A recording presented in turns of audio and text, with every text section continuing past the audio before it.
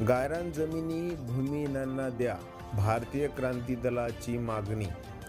छत्रपती संभाजीनगर मराठवाड्यातील भूमिहीन नागरिक कुटुंबाच्या निर्वाहासाठी गायरान जमिनी, शासकीय जमिनी व वनजमिनी कसत आहेत. जमिनी अतिक्रमित न ठरवता संबंधित शेतकऱ्याच्या नावावर करण्यात याव्यात, या मागणीसाठी भारतीय क्रांती दलाने मंगळवारी दुपारी विभागीय आयुक्तालय परिसरात जेलभरो आंदोलन केले. जिल्ह्यात शासकीय जमिनीवरील अतिक्रमणे काढण्याची प्रक्रिया प्रशासनाने सुरू केली आहे. भूमिहीन गायरान जमिनीपासून कुटुंबाची उपजीविका भागवत आहेत.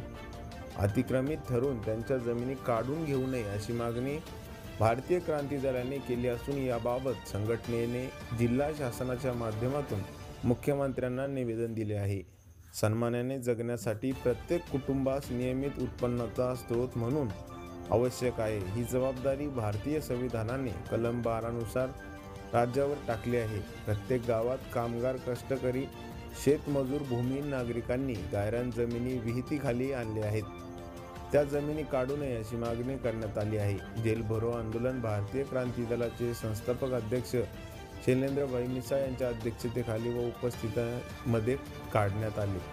आंदोलनात भारतीय क्रांती दलाचे शैलेंद्र मिसाळ, रमेश साळवे, मच्छिंद्रनाथ ढेपे, दीपक जाधव, अनिल दामोदर कृष्णा शिंदे, राजू काकडे, आप्पासाहेब काकडे, दीपक भालेराव, अनिल भालेराव पिंपळखुटा, मच्छिंद्र शिंदे, आयुब शेख, अनिल भालेराव कासनापूर, त्याचप्रमाणे मोठ्या प्रमाणात कार्यकर्ते व गायरानधारक उपस्थित होते. त्याचप्रमाणे अनिल भालेराव, योगेश भालेराव, सतीश भालेराव, बाबासाहेब साळवे, राणी भालेराव, अनिल शिंदे, राधाकिसन बर्डे, सुरेश मोकळे, नारायण शिंदे, सुखदेव काकडे, लालू भालेराव, सतीश भालेराव, धर्मराज भालेराव, लखन भालेराव, कचरू भालेराव, प्रल्हाद भालेराव,